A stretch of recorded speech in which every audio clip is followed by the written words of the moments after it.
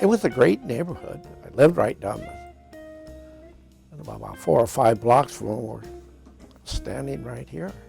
I lived on 26th and Yesler, and that was the neighborhood. As they call it, the hood. After Pearl Harbor, the Japanese people, were interned. Riveting, when you say riveting, that includes the mechanics, the everything, the sealers and all of that, as long as you're women. But one thing you have to remember, how to get dressed. You don't come out there with no belt pushers. And then later, Mrs. King decided to come to Seattle. And she was 17 when she came. She came on her own. In fact, she lost her family. Her family actually died. But William Gross is the guy who started the barber shop and the restaurant. And so basically, the Central District was created out of Gross's business and his family. Like this is a picture of him with his Rainier View t-shirt and the rest of his classmates with him. He's the one with the R.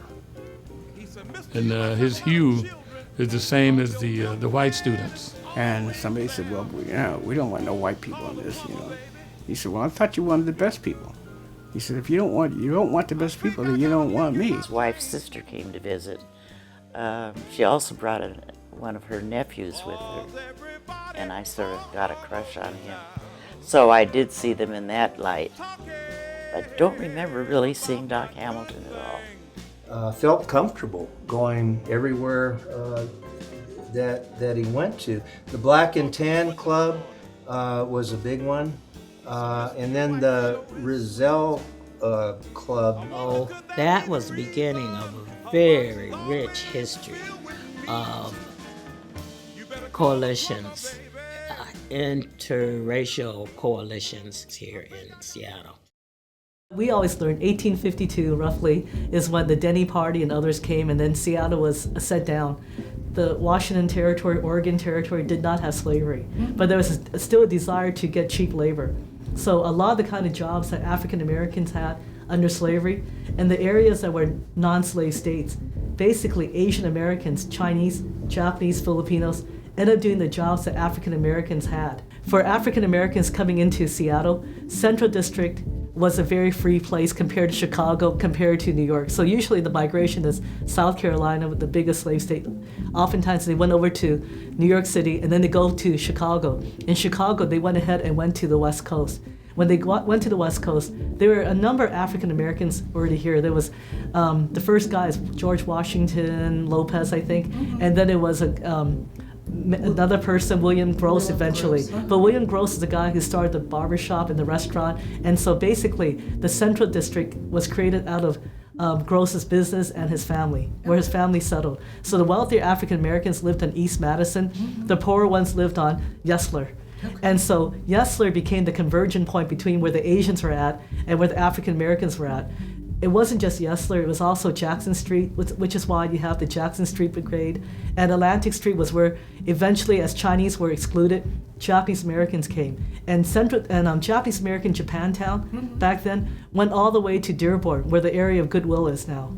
So a lot of the neighborhoods end up collapsing together. In fact, as time goes on, because after Japanese Americans were incarcerated, African Americans moved into many of their homes, which is why Central District goes all the way down to Massachusetts now. Okay, which wasn't the way it was before. But again, the thing that was going on back then is everybody was converging. And because it smelled around Yesler, all people of color had to live east of Occidental Street. So it merged over time the Occidental Street, which means Westerner. All of us Orientals, meaning Easterner, had to live east of Occidental. So everybody, it didn't start out well. A lot of us didn't like each other. Chinese didn't like Japanese. Japanese may not like African Americans. But the main thing is, over time, familiarity and such, you kind of see through what people what have been said about each other. And so over time, all of us came together. And this is why a lot of us say it's become Central District South Seattle. President Roosevelt, Franklin D. Roosevelt, and his wife saw that as black people we wasn't getting any work or didn't have anything to do. So they set up what was called the NYA that took the girls in. so that we could, and promised us a job. They told us if we came to Bowens, we could get a job. So we went to Bowens in Wichita. And when we got there, well, they didn't have any work there for us. So then they said, well, you can go to Washington. So naturally, we didn't know what Washington was or where it was. So we went back and we told our caretaker. She says, oh, so you guys going to see the president? You're going to see the president. So he says, okay. So we went back the next day and he pulled a map from over the table and says, now here's what I want you to know what's going. He said, this is Kansas. But instead of you guys going all the way over here to Seattle, Washington. So we had, one girl said, oh, that's the end of the world. That's the end of the world. So we can't go there. And he said, no, it's not that bad. I said, but you talk it over with just your woman that's keeping you. And if she agrees, well, you know, you can go. So we got there. Well, I was the only one that went over there with them. So they said, well, you got to do something. So I don't know what I'm going to do. I said, you didn't tell me what to do. He says, well, I said, I know what. I said, you guys got piles of shavings everywhere I look. There's a pile here and a pile there. And I said, I'll get a broom and a waste basket and other deals to put it in. So then one guy got smart. Said, oh, she piles it here, she piles it there. Said, we supposed to be the pilots, you know. So they named me the pilot girl. So anyway, but that worked. And pretty soon they had an opening back in the shop, in Bowen's shop. You know, I was born in 1923, January, here in the Seattle area, 17th and Madison. And then I moved to 22nd and Cherry. I went to school at Horace Mann for a while. I went to Rainier. From Rainier, I went to Garfield. And from Garfield, I worked at Boeing's and went to war.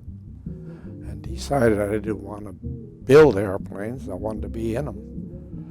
So I took care of that. It was easy to enlist. I didn't have any problems there at all. It was kind of routine, really, because all of us in the neighborhood, a dozen kids my age, most of them enlisted in the Navy. I enlisted in the Air Force, Air Corps, and I didn't get called right away. I hung around and playing basketball with the neighborhood, and one by one they'd be leaving, and pretty soon there was nobody to play basketball with. It was a great neighborhood. I lived right down about 4 or 5 blocks from where we're standing right here. I lived on 26th and Yesler, and that was the neighborhood, as they call it, the hood. We were buddies. We played marbles all the time. We got in fights a few times. One time, the fight was my using the N-word on him. He didn't like that. Even then, as a kid, well, they didn't like that word. I didn't know what it was just language. We got into it after that. I mean, right away. So I didn't say that anymore. We're still friends. Oh, I've always been his friend, you know.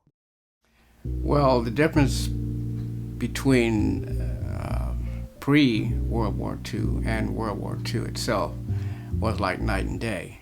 We lived a pretty simple existence off of 28th and South Jackson at that time. And after the war started, everything changed because my father became an air raid warden. There were nightly curfews, which we kids were off the street by 6 o'clock, and everything sort of changed. Plus the war was going on, and every day was nothing but unrelenting death and fury and blood. My biggest relief was when the war ended, because we were through with all of that. There was no more darkness. Everything resumed to normal. Going back to church was normal. Having relatives over for picnics was normal. All of those things were suspended during the war. Going to church was an adventure because our church, Mount Zion Baptist Church, was about 3 or 4 miles away. And sometimes we had a car, sometimes we didn't have a car. Most of the time we had to walk. When Pearl Harbor was bombed, I was playing football on between 26th and 27th on Washington Street, Seattle, half a block from my house. I didn't believe it. The word got out. We played football on Sundays and weekends, whenever. So. When the Japanese attacked Pearl Harbor, our west coast became a potential combat zone. After Pearl Harbor, Japanese people, were interned. May, that's when they interned. But I was 16, and because I thought I was a vocation. There's nobody else, and that's what I was raised with. That period of time was very troubling for me, and made it even more troubling because after the war, we had a very mixed cosmopolitan neighborhood, and some of my best friends it turned out, were Japanese. When they said I was the enemy, man, a typical 16-year-old kid, I went down and registered and told the lady, "Here I am, take me," The principal called us all to an assembly, and he announced that all the Japanese children were going to be sent away. And I just remember crying, and all of the kids started crying. So it was midnight, and I was sitting there, and all of a sudden I started to think, wow, what are they going to do with us? I wasn't that 16-year-old cocky kid no more. Now I wondered what's going to happen. The first thought was, oh, they're going to take us out and shoot us. I didn't know. Then I thought again, and I said, oh, damn, maybe they're going to send us to Japan. It caused a lot of heartbreak, a lot of, I don't know what in me. It wasn't until they came back that I sort of fell whole again. I really felt like a child in a hole in his heart. But in the meantime, I watched this sergeant lean over a lady, and I was wondering what he was up to. But anyway, I hear him walk back and forth, and he come back carrying a big army overcoat, and he covered up that lady. Well, right then, I thought, well, he's not that bad of a guy. It's probably the children who are influenced most by the way they live. They're going to grow up in the United States. It's their country. They may not object to the dust and wind of a relocation center. So early in the morning, he walked down the aisle. He looked at me and I looked at him, and he stopped. He says, "You want a hot cup of cocoa? And come on with me." So I followed him back in the military truck. And he sat me on a duffel bag, poured me a hot cup of cocoa. So we got pretty close. And he talked to me about his uniform, that he didn't believe in what he was doing was right, but since he's wearing a uniform, he has to take orders. That's why he wanted me to understand that. At the time, I was based out of France. We moved from England to France. It was shut down. We all bailed out. We kind of met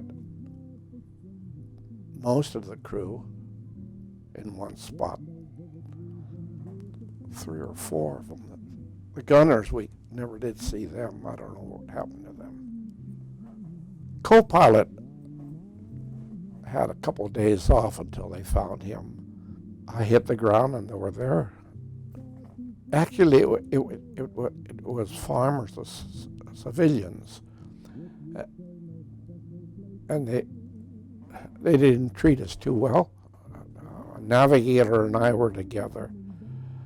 Pretty soon some German soldiers came, and they stopped all that. Took my watch, gave me a receipt for it. I still have that receipt. I'd like to take it back and get my watch. I didn't know about the Holocaust until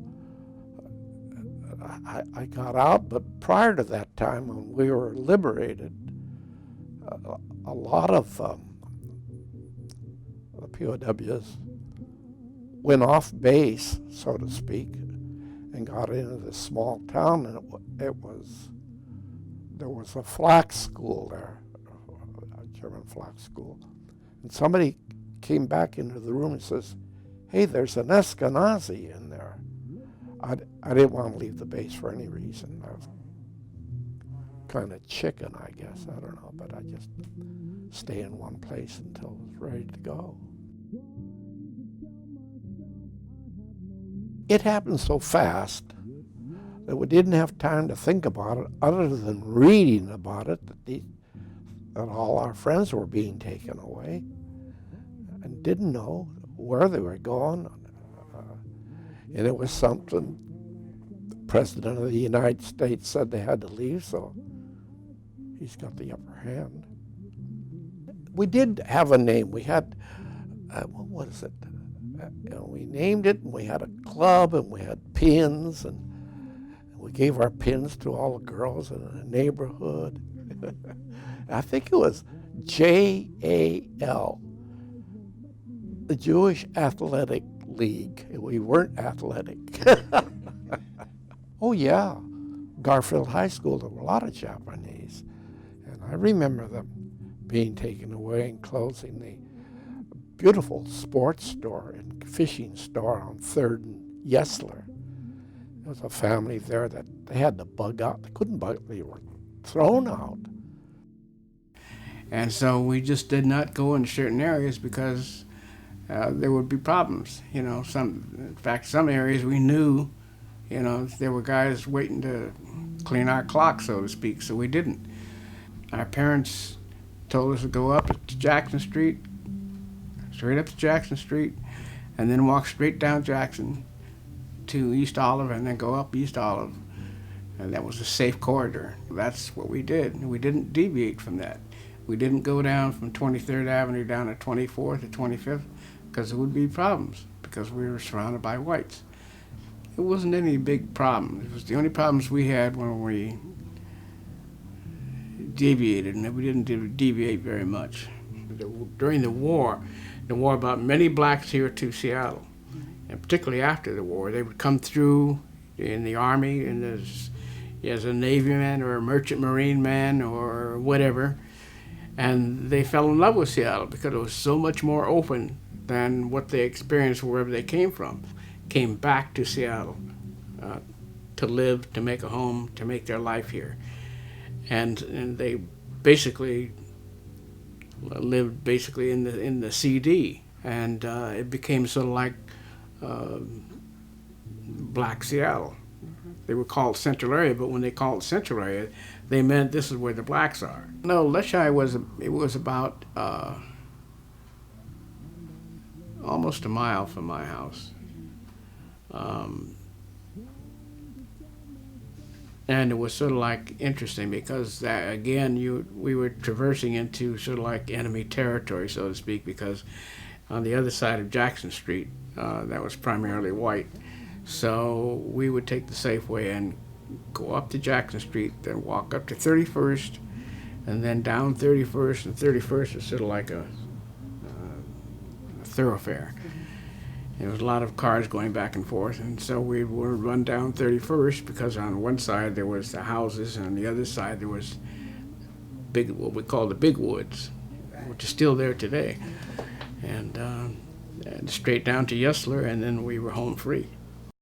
The way to get the start, the one that really helped you out, it's not assimilation. It's going to your ethnic enclaves, getting help from your ethnic enclaves.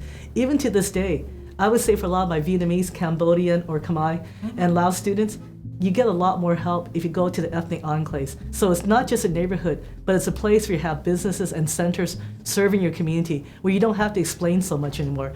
Yes, it was created because of restrictive covenants, animosity directed toward us, but ultimately nowadays a lot of us say, we actually prefer to be with our own people. Not that we mind other people, but you want to take the strength. You still need that support. You need people to understand where you're coming from. And of course, if I have money to move out, I have money to put in back in my community. And I think you see that in the growth of the Central District. A lot of African Americans want to live in the Central District. It's just being gentrified out because of money. You see the desire to maintain a lot of the ethnic enclaves. You need a place to find support. You want a place, not just a neighborhood, but where you have the services, where you have the businesses catered toward you. I know I'm gonna get the best price restaurants for Chinese people in the Chinatown area. Filipinos started coming into Seattle at about 1920s, and that's because 1924, we excluded everybody east of the Ural Mountains. But in America, many of the children, the grandchildren of the immigrants, you're growing up together. Similarly with the African American Central District, you're all growing up together. So I hear a lot of stories about how people really didn't like each other. And I could tell when I went to some of my friends' house, they don't like Chinese, we may not like blacks, we not like Mexicans and so forth. But the kids don't have the problem. And eventually as they meet the kids, right? People end up liking blacks, Asians, Latinos, Jewish people a lot more than they thought they would. And this is why a lot of us will say, Seattle is not marked by a lot of the racial fights that other cities are, where you really have a black gang against an Asian gang against a Mexican. You don't see that so much. Maybe in the newer communities of the Seattle area, but in the Central District, Beacon Hill, Chinatown, Rainier Beach, you really don't see that very often. Your bigger enemy is when you left the neighborhood. Right. It's the animosity directed towards you when you're white. And some of the things that they heard said about black people, about Japanese, about Filipinos, it came to offend a lot of people. But in Seattle, most of the people I know, the Chinese Americans and Filipino Americans, all talk about how bad they felt. For the Japanese Americans, their playmates are being sent out. And I always thought it's because you don't really have a distinct Japantown, Chinatown, and so forth. Here in Seattle, this is why some people call it international district, although I think that gives it very little identity, because it started off with the Chinese. Going to the Central District in Seattle area, I would say it's more like if you want to get products and be treated fairly, you're more likely to be treated fairly by a fellow co-ethnic. Actually, African Americans were not segregated initially in Washington State because there weren't that many. Right. Later on, they were de facto segregated anyways. Same with Japanese Americans, whereas Chinese were segregated. But the main thing that happens is here. You see what happens to everyone else. These are your playmates. Yes, you may have those who are really thoroughly bigoted and don't care. But over time, most people saw that it was wrong, and that most people are okay. You hope that that's what happens with integration. So the more integrated neighborhoods were the ones with fellow co-ethnics. Down Airport Way. So that's got back into that. In the meantime, we was living in a project called the Warmish Bend Project, was put out by the government. And when you get that, you could only stay there so many paydays, then you'd have to find a place of your own to go. So I said, well, it's getting time now for me to get out of here. So I said, when I had never been out of Seattle at anywhere downtown. So he told me, he says, okay, he says, what you do, so you take the number 32 bus, and go out to Madison, 22nd and Madison, and you can probably find, I didn't know he was trying to tell me that's where the black people live, you know.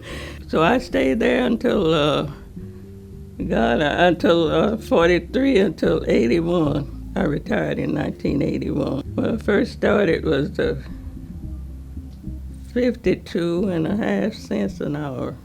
52 and a half. But they were paying better wages than most people, even the shipyards. Everybody, they left the shipyard and they tried to get on at Boeing, because Boeing was paying a higher price. You know, if that's whatever to be done, that's what you did. But I just stayed with the riveting. And the riveting, when you say riveting, that includes the mechanics, the everything, the sealers and all of that, as long as you're women. But one thing you had to remember, how to get dressed. You don't come out there with no belt pushers and things like that. You had to wear, we didn't call jeans then, we had to wear pants. And if you didn't have pants on when you went to work, Boeing's had a tool room with coveralls, and you could go and chuck out a pair of coveralls, or either you could go home and miss the whole day work. they had 3 shifts. You work shift 1, 2, and 3. Morning shift was from 7 o'clock, and the second shift started about 3:30, and then graveyard shift. Well, I couldn't handle that graveyard shift because by the time it got 12 o'clock, I wanted to know where I'm going to sleep, and everything. So I remember one time I sat there and I went to sleep, and the supervisor came up and said, "Hey," he said, you're supposed to be at work." I said, "No." He said, "I'm home." He said, "No, you're not home." Say, "You're at Bowens." I said, "Well, this past 12 o'clock." He said, "I know, but you." I said, "No." So what you want to do? I said, "I'm going to wake up and go to work." So he said, "Okay." So he told me to get your gun and everything and showed me where to set up. You have to set up where you're going to rivet, And I said, "Okay." So I found out then a graveyard shift was not for me. Man, I didn't lose any time. I got thanks to Sherry that all that time I never lost a day's work. And so no, all I was concerned getting my parents, getting my mother here and my family here and get them their jobs, So they promised me that that's what I'd do when I got here, that I'd get my family. And it really worked out. I brought my whole family, a lot of other friends too. I inspired them to come to Bowens. My name is Theodore Howard, Theodore Roosevelt Howard. Everyone called me Ted. My family is from Texas, which is where we found that Sam Bruce Jr., who's a Tuskegee Airman, was born, and found out that our grandmother, father's name was Joseph Bruce and Isabella Bruce. And Joseph had 2 brothers, and one was Sam Bruce Sr., which was Sam Bruce Jr.'s father. And that's how we related. We were related to the Wootens on our grandfather's side, and which is also a Tuskegee Airman. Several of the Wootens lived in this area. The Wooten that was a Tuskegee Airman, he when he got out of the military, he worked right here, and he died right there on the 14th Avenue Bridge. He fell off the bridge, and that's where he went through the war and flew the airplanes and came here and fell off the bridge, the 14th Avenue Bridge. Jacqueline Alexander Lawson. Alexander is my maiden name. And I was born in Seattle in 1928. I was married to Walter Lawson, formerly of Louisiana. Walt was a policeman. We married in 1949, and we had 3 children. They were born in Seattle also. My mother was born in Seattle in 1899. Mom was born on a house that still exists on 28th Avenue, just off of Madison. I started noticing some of my favorite buildings, my favorite old buildings being torn down in the central area. And one of them, I think it's probably the most recent one, that was on 21st and Madison. Don't know if we ever knew of a name of it or not, but it was kind of a grocery store, but it's one of those that we young ladies didn't go into. Don't know why, but we just didn't. We went to school at Longfellow, and then we went to the YWCA, which was kind of across the street. But I really wanted that building designated as a historical site. And the next thing I knew, it was down, and it made me mad.